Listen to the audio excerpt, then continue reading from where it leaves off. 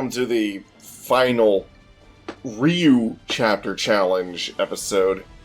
I'm jumping ahead a little bit here. Normally I was recording the Ayane chapter challenges for days 1, 2, and then I did Ayane Day 2 with WiiU for his first chapter challenge video. And then I went back to Ayane for day 3, and then it was like, Ayane's next day is day 4, which is the one with frickin' Wild Blue Yonder dude, and I was like, I don't really want to fight that guy right now. Yeah, he's in the Test of Valor, and that's completely optional, and I probably really don't have to do that with the other characters, but I'm going to anyways, damn it, because,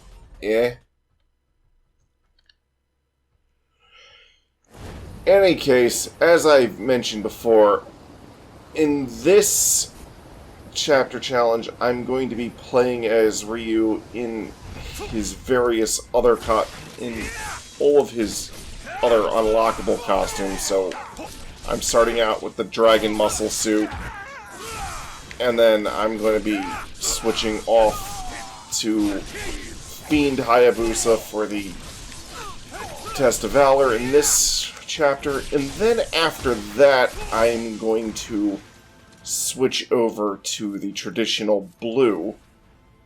The logic here is that, well,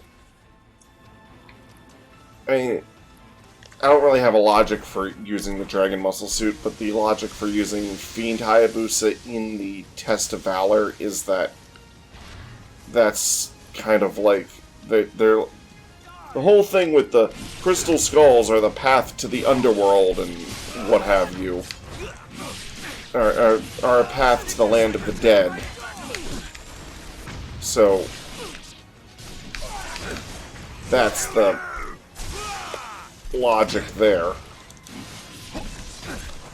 I feel like fiends are basically demons, but with a different name, essentially. Like, what's the difference between a fiend and a demon? One is called a fiend and one is called a demon. That's pretty much it.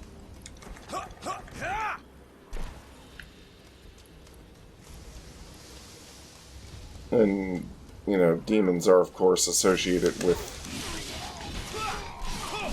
the land of the dead. Did I miss the first Silver Scare? It really doesn't matter, to be perfectly honest.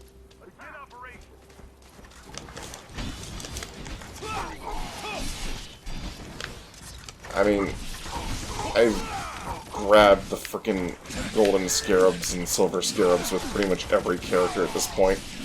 If during one of these chapter challenges, especially post-game after I know I've already gotten all of them, because I wouldn't have some of the costumes that I have otherwise if I didn't have all of them.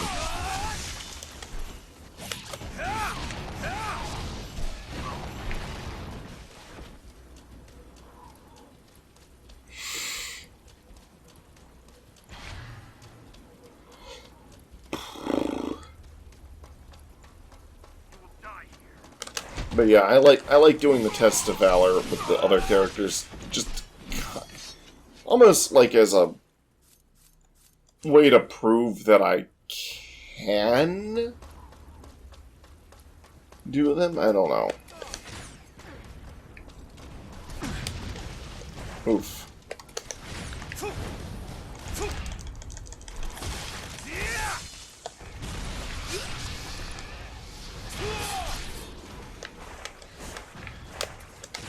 You stop that. And you die.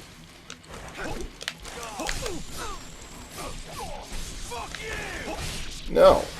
You.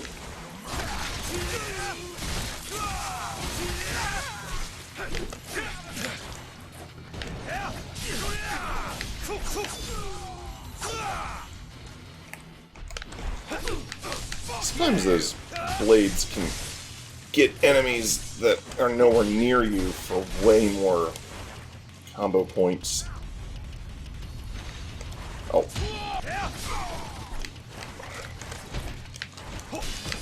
There's more of you guys.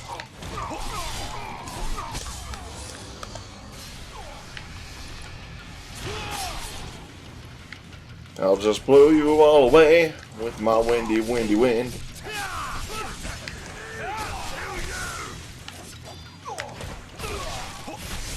I'm curious as to whether or not they'll let me hit Genshin with that one move with these swords that instantly pops an enemy up and does the underworld drop without you having to do the mid-air combo.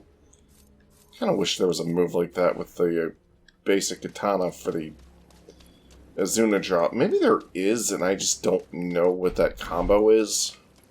I should probably look into that. You know, before somebody responds with, "There is, you idiot, it's this combo." I'm like, oh, okay, well, thanks for telling me.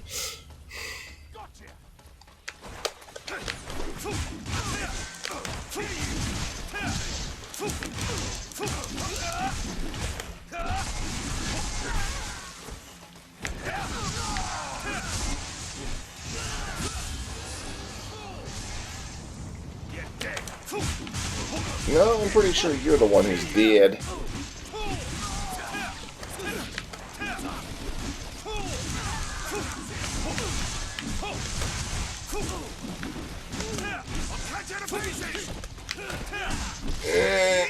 No, you're not.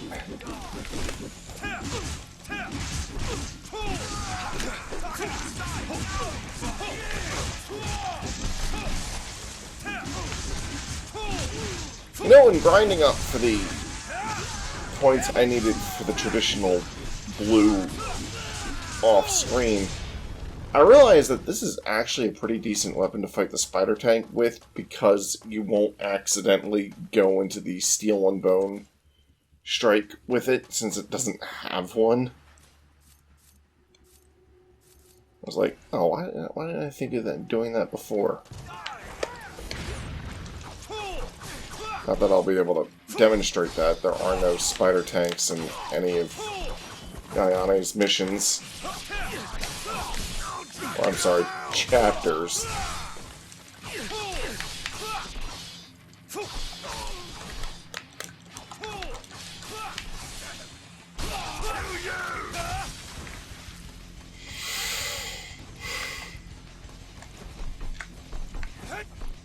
Oh, surprised I actually made that.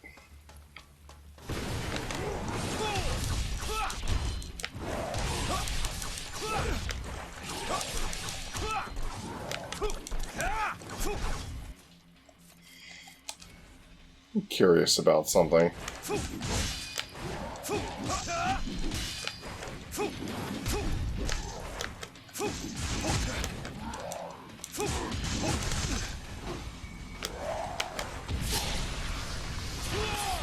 Ooh. Well, I knew I could do that.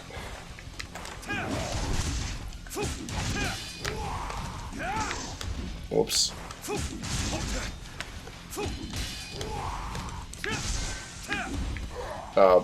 Okay. That was a bit anticlimactic.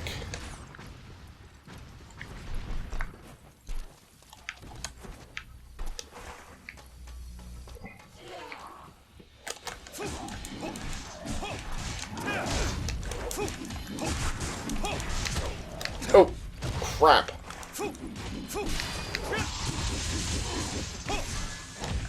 Okay, yeah. Because this weapon doesn't have a steel and bone, he just does that. I wish it still gave you the steel and bone bonus, though, which it doesn't. Which I think is kind of stupid, because it's like... It's essentially the same thing. Like, the skill that you need to use steel and bone... Like, it's still testing the same, you know...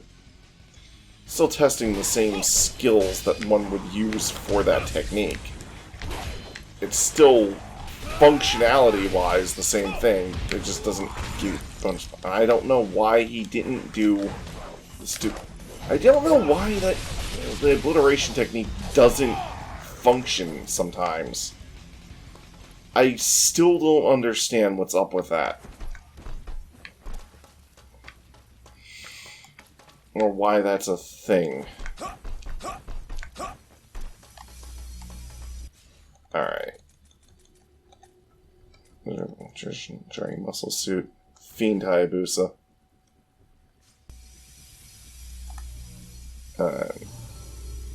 I'll just recharge and...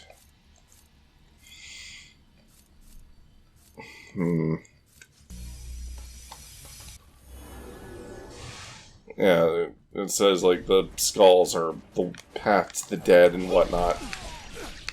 Fiends come from the underworld.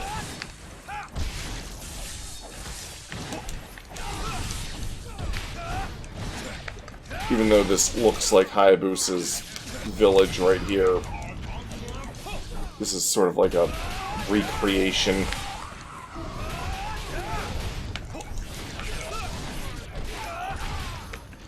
Even though the dragon muscle suit itself is modeled after a fiend, so I don't know. Maybe I should have used Fiend Hayabusa first and then switch to the dragon muscle suit, because I actually like Fiend Hayabusa look-wise a little bit better. Although, I'm not the biggest fan of a lot of WiiU's alternate costumes, to be perfectly honest. I mostly like traditional blue more than anything else he's got.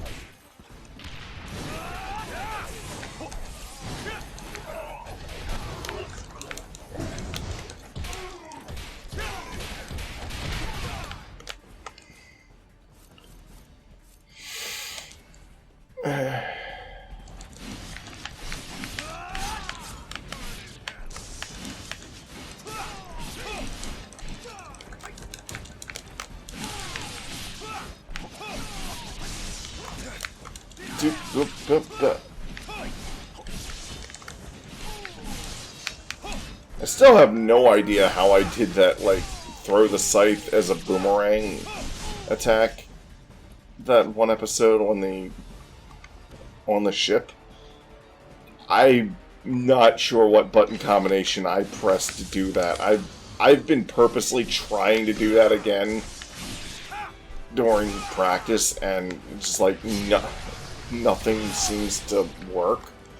So the fact that that even happened on camera is complete and utter accident.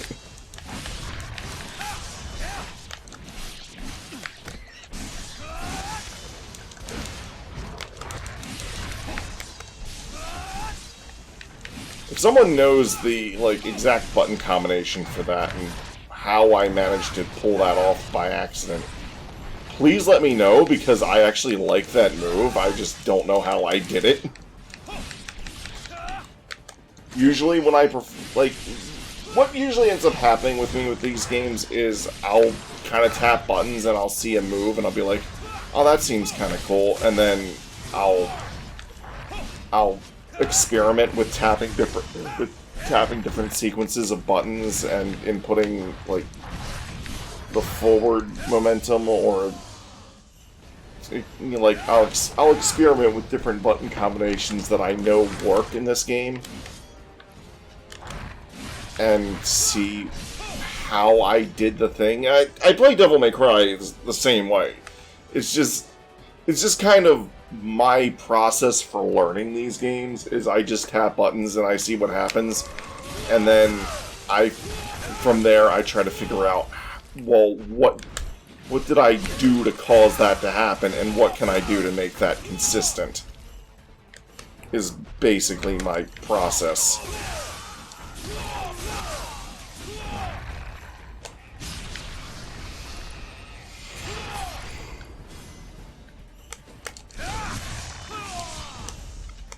I just like experimenting.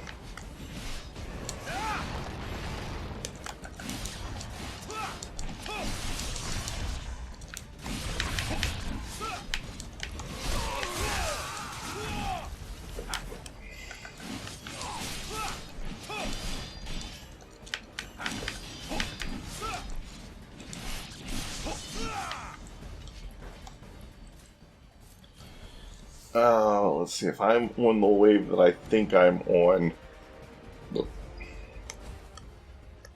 Yep.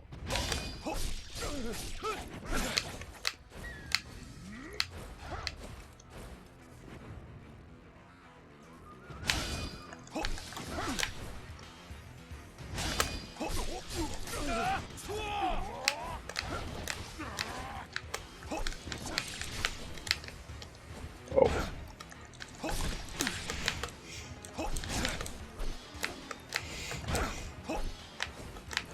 Okay. I was trying to experiment with that one move, but I'm not getting the inputs right, and he's not gonna... He's pretty much not gonna really let me do what I'm trying to do.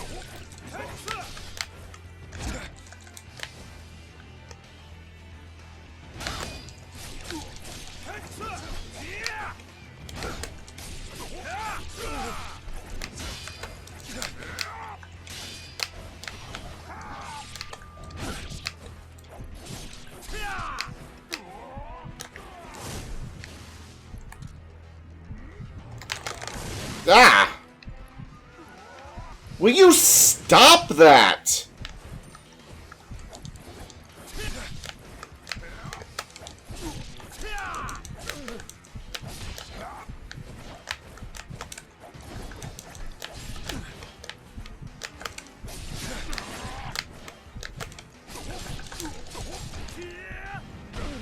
Oh! I actually tried that with another character once, and it didn't work. But glad to see that WiiU can still do it.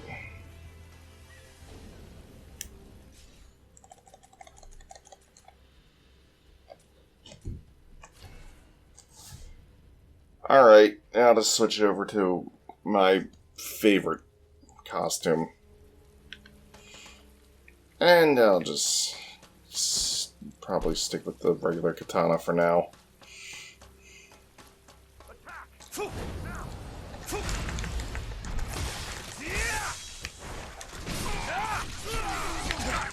Even though this is not his traditional sword.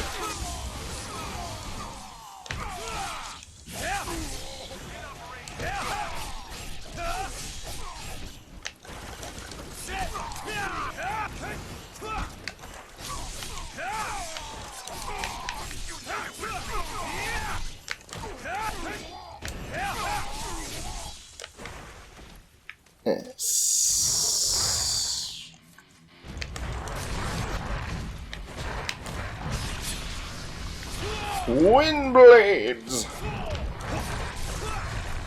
Blades of Wind is like a... Wind Blades seems to be a really common thing with video games. But I'm not entirely sure why that's like a common trope. The first game I ever played with a... Actually, no, wait. Final Fantasy VI had a thing like that. One of Saban's moves, Razor Wind. And then Quest 64 had a thing like that. It was actually one of the better moves in Quest, it was in the better spells in Quest 64.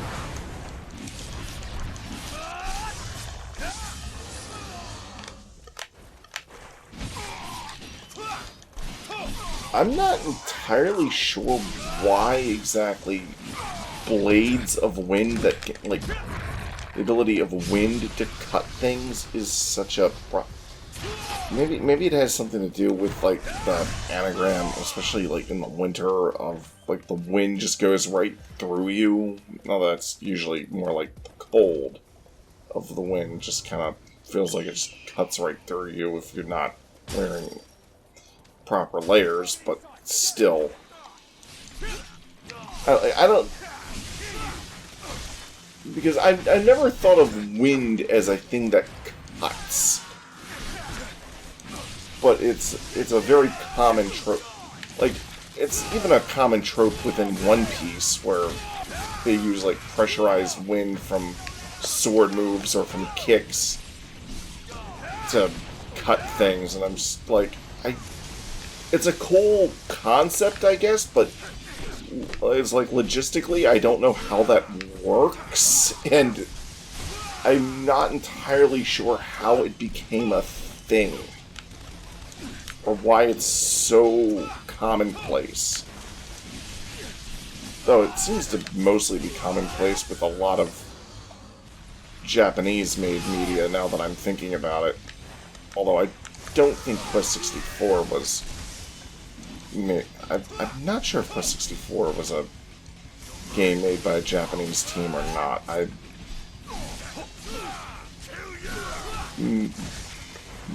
have to... I'm a bit...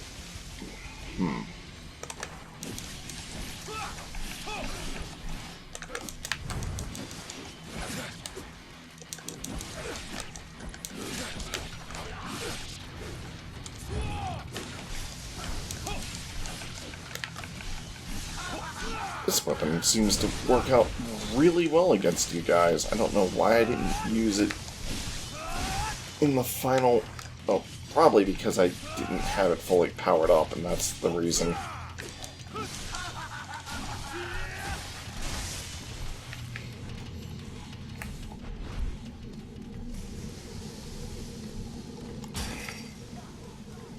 No, I think Quest 64 might have been made by a Japanese team. I don't remember. I know it was published by THQ, who I don't believe is a Japanese company. You know, because when I think of, like, THQ, I think of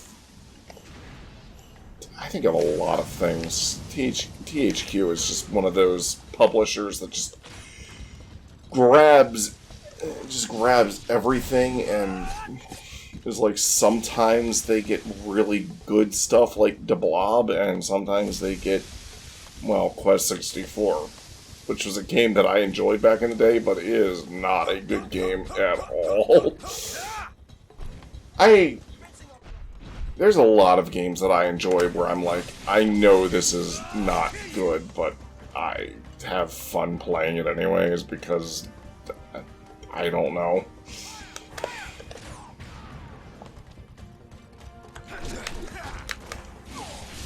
Maybe it's one of the reasons I can be friends with False and Jacob, because it's sort of a meme between Tayo and myself that False has no taste when it comes to media. He's just...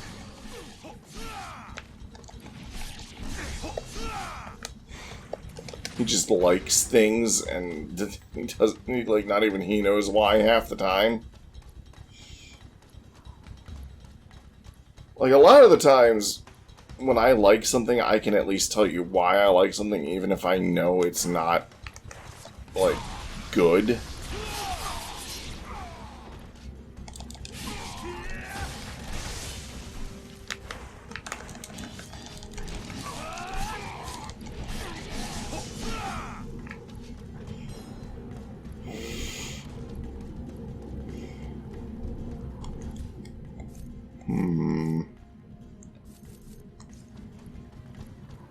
I think I'll keep with the Eclipse Scythe for now. I'm curious as to how much damage this bad boy's gonna do against the quote-unquote boss.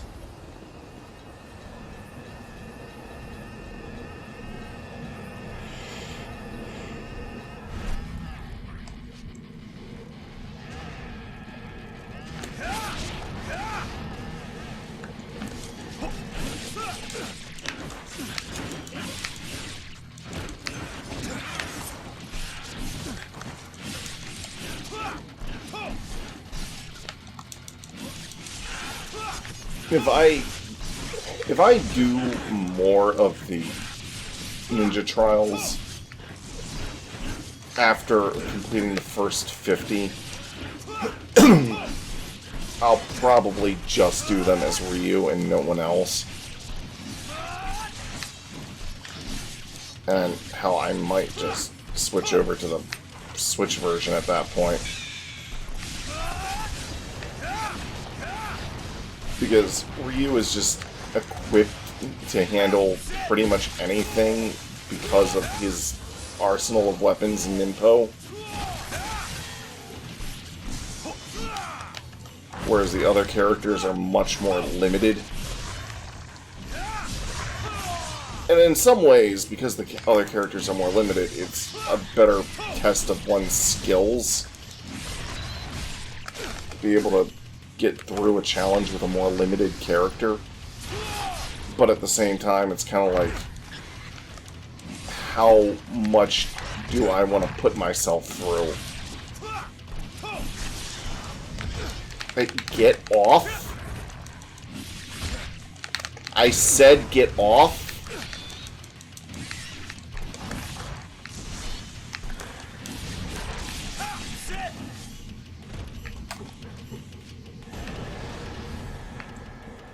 Ba caramba.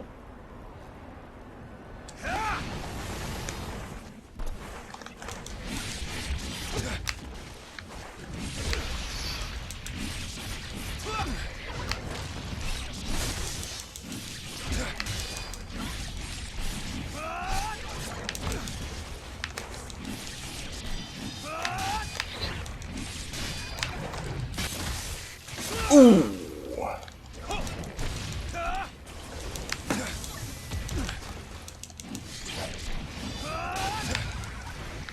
Ow.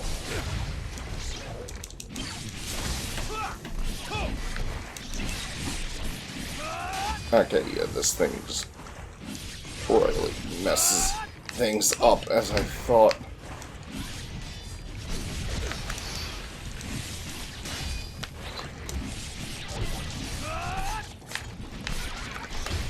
Hey, what the? I couldn't move! Fucking hate that. When I just get pinned down.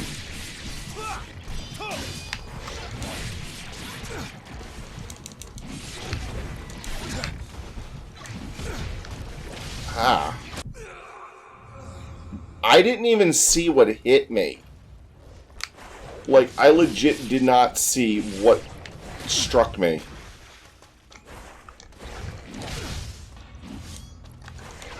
Sometimes I hate that slow-mo, like, right as the impact happens, because it's like, my brain doesn't have time to process what just transpired.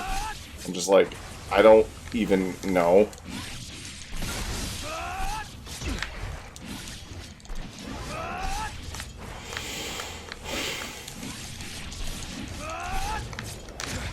Oof.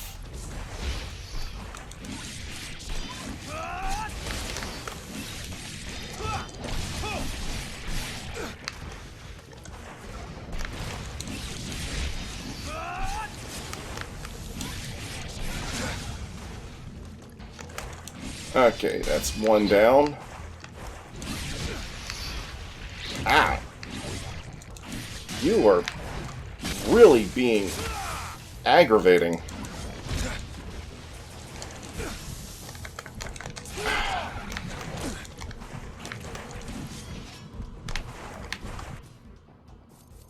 Since there's only one left, I'll switch back to the Blade of the Archfiend.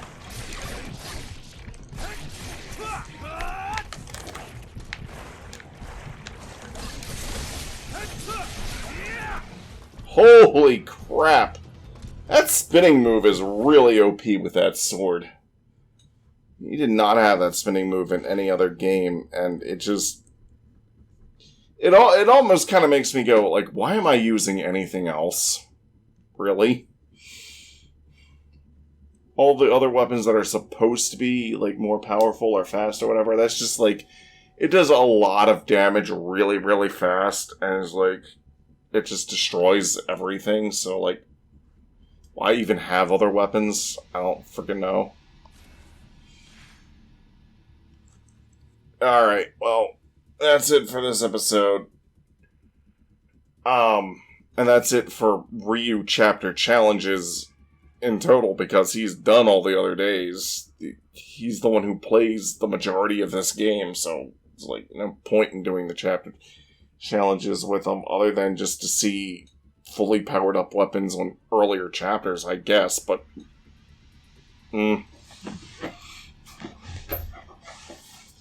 well, doodles everybody.